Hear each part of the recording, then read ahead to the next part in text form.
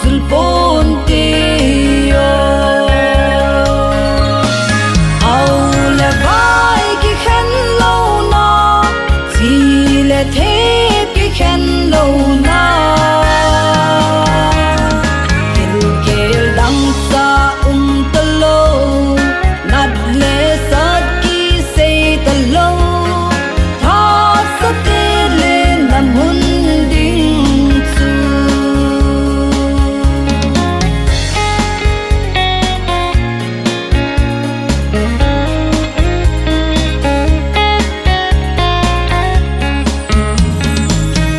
loi nop sa na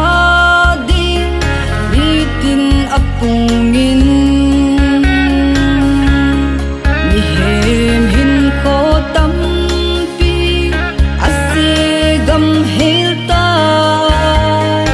ipap sit na lo dim ta mitin hin ko hi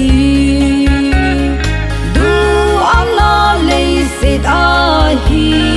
ta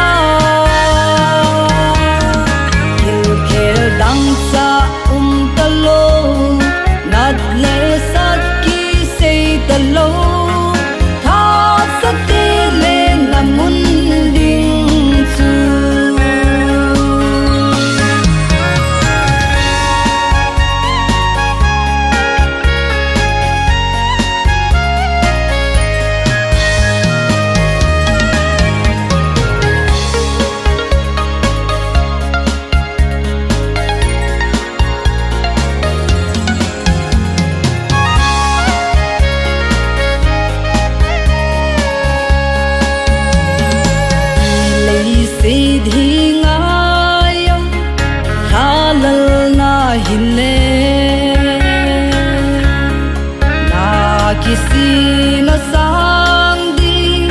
na tuôn sot hin khoa